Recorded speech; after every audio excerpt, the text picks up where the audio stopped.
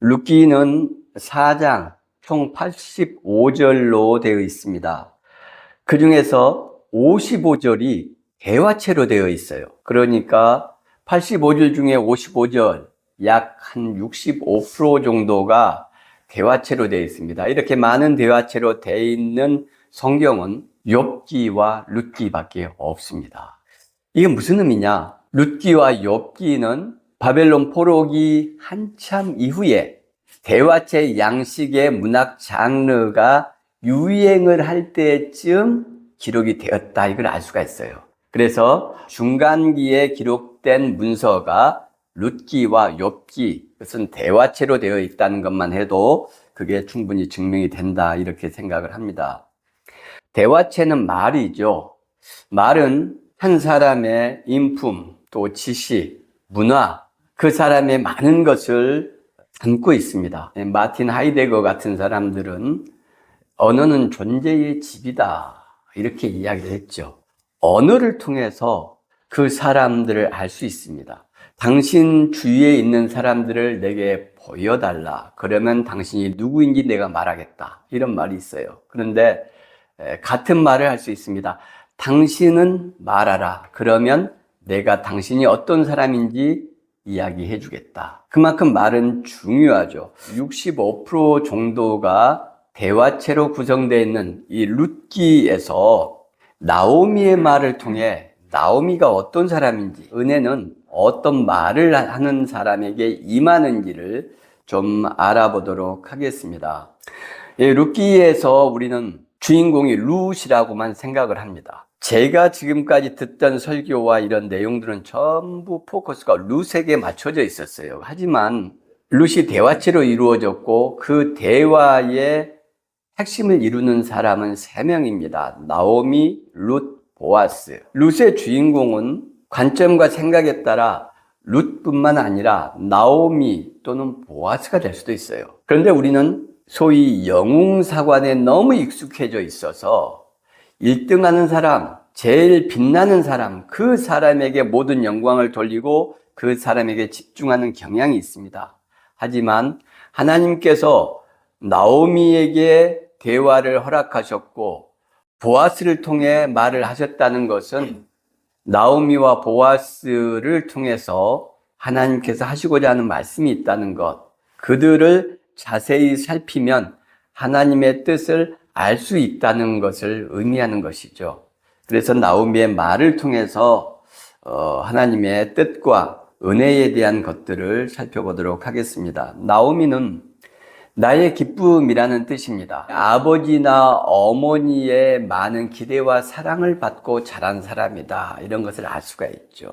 엘리멜렉과 결혼을 하게 됩니다. 많은 사람들의 축복 가운데 결혼을 했을 것이고 2 아이를 낳아서 행복한 생활을 했을 겁니다. 그런데 아이들이 10살쯤일 때 베들레헴에 기근이 들었어요.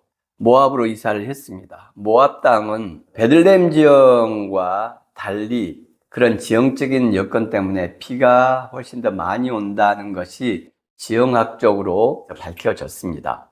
이 비가 많은 모압 땅에 갔지만 남편이 얼마 지나지 않아 죽고 말았습니다. 나오미는 다급한 마음에 2 아들을 결혼을 시켰어요. 그런데 이 2 아들마저 몇 년 지나지 않아서 죽고 말았죠. 예나 지금이나 남편이 없는 사람은 과부라고 하면서 함부로 대하는 경향이 있습니다. 게다가 아들도 자녀도 한 명도 없다, 그런 사람들은 참 서글프고 비참할 수밖에 없습니다. 나오미가 그런 사람이 되었다는 것이죠. 게다가 나오미가 있는 곳은 모압 땅, 이방입니다. 나오미는 가난했어요. 가난한 모압 땅에 자녀와 남편이 없는 과부 나오미. 구약 성경에서 가장 약자들을 셋으로 이야기를 하죠. 고아와 과부와 나그네. 그런데 이 나오미는 과부이면서 나그네, 게다가 가난한 삶, 정말 힘든 삶을 사는 것이죠. 기근을 겪고 그때부터 얼마를 견디다가 모압 땅으로 왔죠. 그리고 모압에서 10년을 있었습니다. 그리고 베들레헴으로 다시 돌아와서 잠시 동안 어려움이 있었죠. 이것을 잡으면 약 10년이 좀 넘는 기간, 약 한 11년쯤인데 이 11년 정도의 나오미의 삶만큼 불행하고 고통스러운 삶은 성경에는 제가 생각하기에 없습니다. 욥이 굉장히 고통스러운 삶을 살지만 욥이 겪는 고난이란 것은 불과 얼마 되지 않습니다. 이렇게 길지 않아요. 가난에 빠졌다, 남편이 죽었다, 자식들이 죽었다.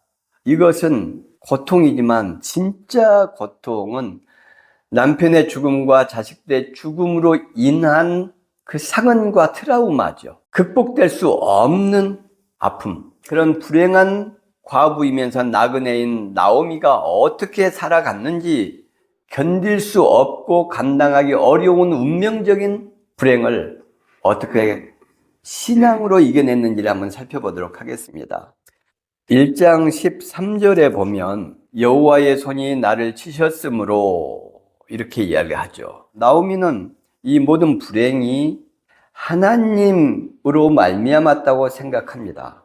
우리도 살면서 나오미만한 고통은 아니지만 극심한 고통을 겪을 때가 있습니다. 그래서 우리도 나오미처럼 하나님께서 이 고통과 어려움을 나에게 주셨다 그러면서 자기를 학대하거나 그 원인을 자기한테서 찾는 경향들이 있어요. 성경에 의하면 하나님은 특별한 경우가 아니면 우리의 잘못으로 우리를 징계하시지 않습니다. 만약에 이런 우리의 잘못된 신앙을 그대로 받아들이면 저 악인들은 왜 이렇게 번성하냐는 거예요. 왜 하나님의 징계는 하나님을 잘 믿으려고 애쓰는 이들에게는 엄중하게 임하는데 저 악한 자들, 하나님의 형상을 괴롭히는 것으로 그치지 않고 죽이는 자들, 1명, 2명 죽이는 것이 아니라 수천, 수만, 수십만을 전쟁을 통해서 죽이는 저들을 하나님께서는 왜 징계하지 않냐? 그러면 공평하지 않는 하나님이 되는 거예요.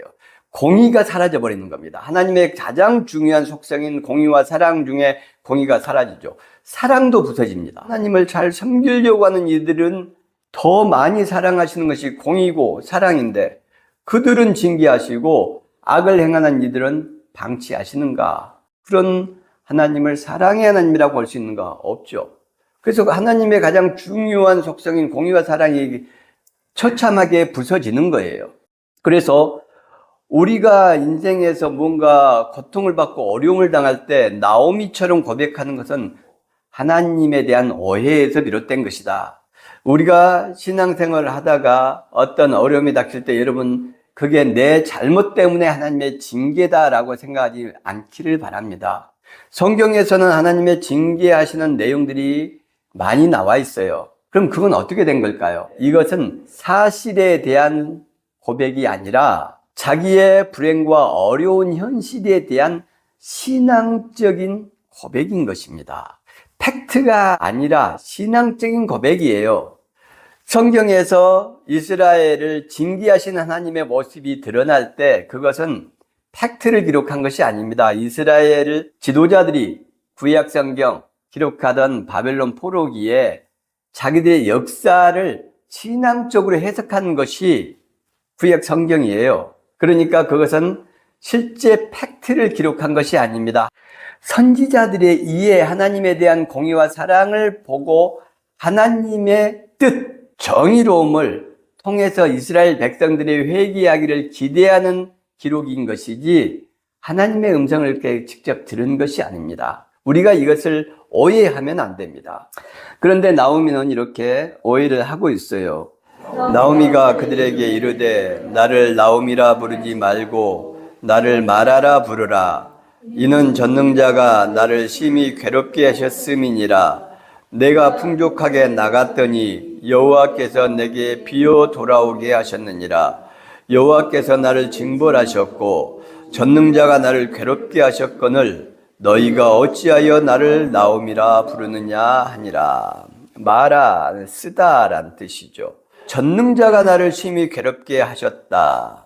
풍족하게 나갔는데 여호와께서 비어 돌아오게 하셨다. 여호와께서 나를 징벌하셨다. 전능자가 나를 괴롭게 하셨다. 계속 나와요.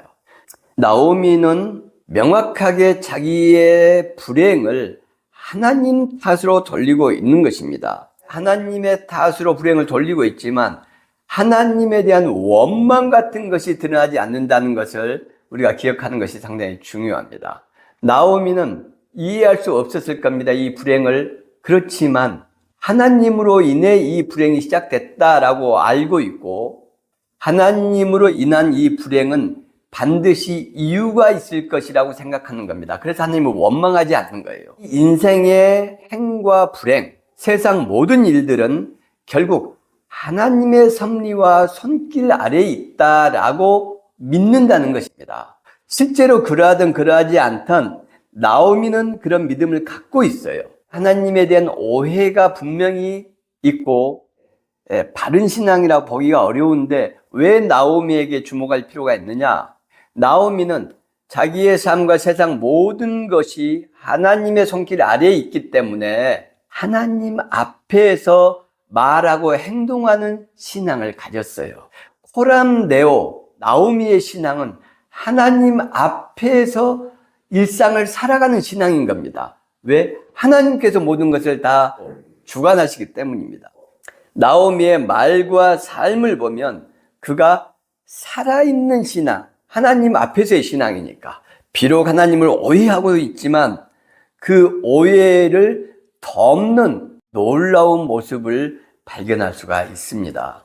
그가 어떻게 말하고 살아갔는지를 한번 볼게요. 며느리들에게 먼저 하는 말이 있습니다. 8절 한번 읽어볼까요? 나오미가 두 며느리에게 이르되 너희는 각기 너희 어머니의 집으로 돌아가라. 너희가 죽은 자들과 나를 선대한 것 같이 여호와께서 너희를 선대하시기를 원하며. 이게 지금 나오미의 첫 대화 말입니다. 그런데 여기 이상한 게 있어요. 너희는 각기 너희 어머니의 집으로 돌아가라 이렇게 돼 있죠. 자, 사사기 19장 2절과 3절 한번 읽어보겠습니다. 시작. 그 첩이 행음하고 남편을 떠나 유다 베들레헴 그의 아버지의 집에 돌아가서 거기서 넉 달 동안을 지내매 그의 남편이 그 여자에게 다정하게 말하고 그를 데려오고자 하여 하인 한 사람과 나귀 2마리를 데리고 그에게로 가매 여자가 그를 인도하여 아버지의 집에 들어가니. 아버지의 집이라고 돼 있죠. 다 레위기도 그렇게 돼 있고 창세기 38장에서도 그렇게 돼 있고 구약 성경은 다 아버지의 집이라고 돼 있지 어머니의 집이라고 돼 있지 않습니다. 당연하죠. 아주 강력한 가부장적 사회였으니까. 그런데 여기 보니 너희는 각기 너희 어머니의 집으로 돌아가라 이렇게 돼 있어요. 오르바와 룻이 결손가정 출신이라는 걸 알 수 있습니다. 얼마나 어려운 삶을 살았는지 생각할 수가 있죠. 어머니의 집으로 돌아가라고 이야기를 한 것은 이 두 며느리가 남자를 만나서 다시 결혼을 할 수 있을 때니 그렇게 하라는 것입니다. 그래서 남편을 통해서 위로받기를 원한다. 이 위로라는 단어가 메누아라는 단어가 쓰여서 안식, 평안 이런 뜻이라고 했죠. 그러니까 쉬기를 원한다는 거예요. 네 남편, 좋은 남편 만나서 너희들 아직 젊으니 예쁘고 아름다울 때니 새 남편 만나서 안식을 얻고 그 집에서 평안을 누리면서 행복하게 살아라. 며느리들에 대한 간절한 사랑과 애절한 사랑이 담겨 있죠. 그리고 또 하나 어머니의 집으로 돌아가라. 너희가 지금 나를 따라서 베들레헴으로 가버리면 너희를 그렇게 금지옥엽으로 사랑했던 네 어머니 평생에 이제 너희들 얼굴 한번 보지 못할 텐데 그렇게 해서 되겠느냐. 너희는 엄마 곁에서 새 남편을 만나서 함께 행복하게 살아라. 나를 따라가면 다시는 너희 어머니들도 너희를 보지 못하고 너희도 어머니를 볼 수 없다. 그러니까 사돈에 대한 배려심과 생각이 깊은 나오미의 마음이 드러나는 것이죠. 나오미는 지금 사랑의 마음, 그걸 통해서 하나님을 믿는다는 것, 코람데오의 신앙, 하나님 앞에서 살아가는 모습을 지금 보여주고 있는 것이죠. 그 밑에 보니까 나는 너희로 말미암아 더욱 마음이 아프다. 이게 무슨 말일까요? 나오미는 지금 인간이 감당하기 힘든 슬픔과 고통 속에 있습니다. 그런데도 두 며느리를 염려하는 거예요. 나오미는 지금 자기의 이 불행이 하나님으로 말미암았다고 굳게 믿고 있습니다. 그러니 이 고통에서 빠져나갈 수 있는 방법이 없죠. 하나님의 징계와 고통에서 누가 그를 벗어날 수 있게 하겠습니까? 나오미는 그런 기대조차 하지 않고 있는 겁니다. 그런데 놀랍게도 이 두 며느리가 자기를 따라오겠다는 거예요. 그러면 그 불행을 함께 감당하겠다는 이야기입니다. 이 불행은 하나님으로 말미암았다고 생각하는 나오미는 이 불행한 인생에서 빠져나갈 수 있는 길은 없거든요. 그런데 며느리들이 함께 하겠다. 그럼 그 며느리들까지 불행의 늪에 끌고 들어오게 되는 것입니다. 그래서 지금 이 말을 하는 거예요. 너희 때문에 더욱 마음이 아프다. 너희들 왜 나를 따라온다고 하는 거니? 왜 내 불행에 하나님의 징계에 동참하려고 하는 거니? 그러지 말고 너희의 어머니에게 가서 새 남편들을 만나서 행복한 인생을 살아라. 이 징계, 이 불행은 나에게 하나님께서 주신 것이지 너희에게 주신 것이 아니니 너희는 피할 수 있다는 거예요. 나는 피할 수 없지만 그래서 너희는 나와 함께하면 안 된다. 며느리들의 나오미를 향한 효심이 더욱더 나오미의 마음을 아프게 하는 것이죠. 룻이 이제 보리 이삭을 주우러 갑니다. 그리고 돌아왔어요. 시어머니가 묻습니다. 오늘 어디서 주었느냐, 어디서 일을 하였느냐 하면서 너를 돌본 자에게 복이 있기를 원하노라 이렇게 이야기를 하죠. 누가 자기를 도와준지 알지도 못하면서 먼저 그 사람에 대한 축복의 기도를 합니다. 너를 돌본 자에게 복이 있기를 원하노라. 그 사람이 보았습니다. 그렇게 말을 하니까 다시 한번 축복을 하면서 보아스 그가 살아있는 자와 죽은 자에게 은혜 베풀기를 그치지 아니하도다 감탄을 하죠. 살아있는 자는 룻과 나오미고 죽은 자들은 엘리멜렉과 말론과 기럝이죠. 그렇게 보아스를 향한 감탄과 칭찬과 감사의 말을 합니다. 타인을 향한 나오미의 마음이 이러하다는 거예요. 바로 이런 마음들 역시 하나님 앞에서 그가 하루하루를 살아가고 있다는 것을 증명한다고 생각을 합니다.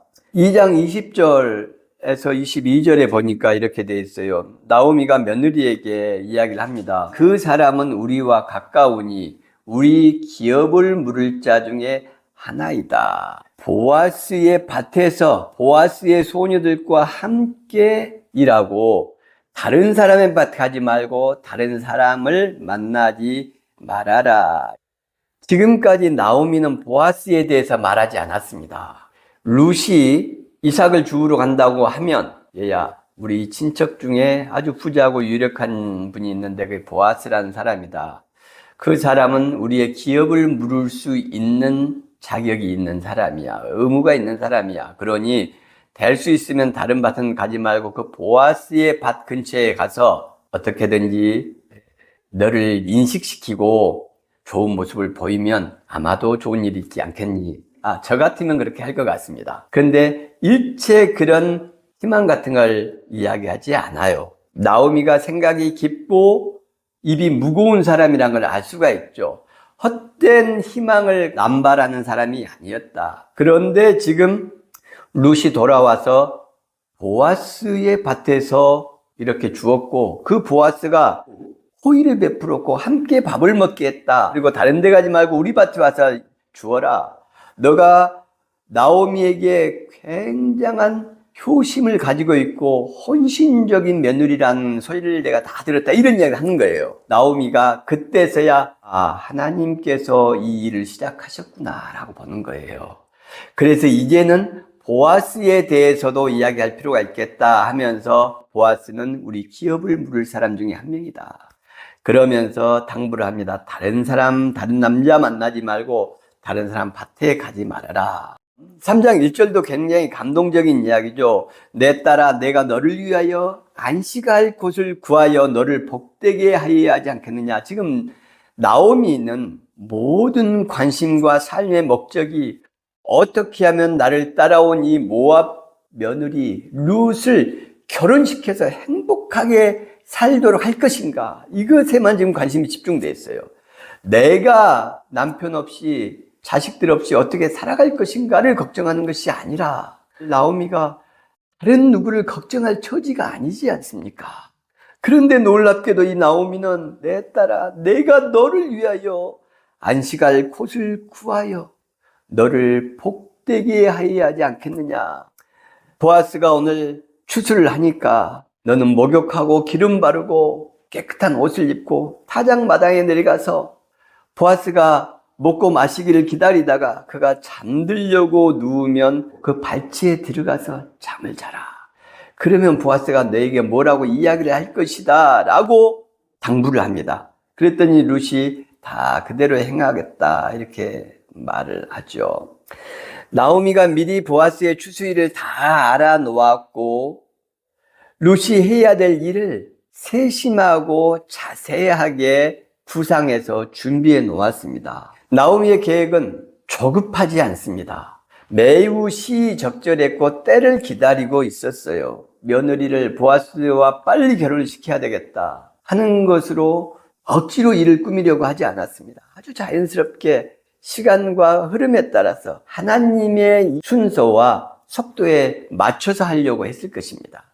자기의 욕심과 의지를 앞세우지 않았다는 것, 바로 여기서 나오미의 명철함을 뛰어넘는 코란데오의 신앙을 볼 수가 있죠. 사람들은 내 계획, 내 똑똑함, 내 명철함에 의지해서 하나님의 일하시는 속도를 기다리지 못합니다. 그래서 일을 망치는 경우들이 얼마나 많은지 모릅니다. 그런데 나오미는 그 명철함을 뒤로 무르고 하나님의 속도에 자신의 계획을 맞췄다. 룻이 보아스를 만나서 보아스의 칭찬과 애정어린 말을 듣습니다. 그리고 그것을 나오미에게 이제 보고를 하죠. 그랬더니 18절에 이렇게 이야기를 합니다. 함께 읽어보겠습니다. 이에 시어머니가 이르되 내 딸아 이 사건이 어떻게 될지 알기까지 앉아 있으라. 그 사람이 오늘 이 일을 성취하기 전에는 쉬지 아니하리라 하니라. 이게 나오미의 마지막 말입니다. 나오미가 룻의 이야기를 듣고 나서 이제 때를 기다리는 사람이 된 거예요. 보아스가 어떻게 일을 행할지 그 마음을 정확히 읽었습니다. 시간이 지날수록 이 일이 어떻게 정리가 될지를 꿰뚫어 보고 있어요. 그리고 룻에게 평안한 마음으로 이제 하나님의 일하심, 그의 일하심의 결과를 기다리기만 하면 된다. 그 사람이 오늘 이 일을 성취하기 전에는 쉬지 않을 것이다. 그러니 평안한 마음으로 하나님의 일하심을 기대하고 그 사람을 믿어라. 성경 전체에는 내 딸아 이런 표현이 구약 성경과 신약 성경을 다 합해서 11번이 등장을 합니다. 내 딸아, 내 딸들아까지 포함을 하면은 13번이 등장을 해요. 그런데 놀랍게도 이 모든 내 딸아라는 표현이 룻기에 등장을 합니다. 그리고 이 13번 내 딸아, 내 딸들아 중에서 11번을 나오미가 룻과 오르바를 부르는 별칭이에요. 내 딸아. 성경에서 가장 불행한 상황에 놓여 있는 인간이 감당할 수 없는 운명적인 고통과 고난의 가운데 있는 이 나오미가 두 며느리를 향해 부르는 호칭, 내 딸아. 며느리들을 딸로 생각했습니다. 너무나 깊이 사랑하는 자기의 심장 같은 딸들로 생각을 했어요. 나오미는 극한적인 어려움 속에서도 며느리들의 어머니, 사돈들을 생각을 했습니다. 그런 배려심이 있었어요. 호의를 베푼 사람이 누군지 알지 못하지만 룻에게 호의를 베푼 그를 위해서 축복의 기도를 했습니다. 도와준 사람이 보아스란 사실을 알고 감탄하며 그가 죽은 자와 산 자에게 은혜 베풀기를 그치지 않는다. 우리 창세기의 이야기 기억납니까? 하나님의 형상은 세 가지였어요. 첫 번째가 라다, 다스리는 존재다. 그 다스림은 공의와 사랑의 하나님을 닮은 다스림을 이야기한다. 나오미는 지금 자기를 덮치는 불행과 고통을 공의와 사랑으로 정복하고 지배하고 다스리는 겁니다. 자기의 불행을 사랑으로 다스리고 통제하는 거예요. 하나님의 형상의 첫 번째, 라다의 존재. 두 번째, 복을 주는 존재였죠. 바라크. 지금 나오미는 누구한테 복을 줄 수 있는 상황이 아님에도 불구하고 두 며느리에게 내 딸아, 내 딸들아 하면서 그들에게 결혼을 할 수 있게 해주고 집으로 돌아갈 수 있게 해주고 실질적인 복을 주기 위해서 최선을 다하고 있다. 이것을 알 수가 있죠. 두 번째, 복 주는 존재로 나오미는 살아가고 있었던 겁니다.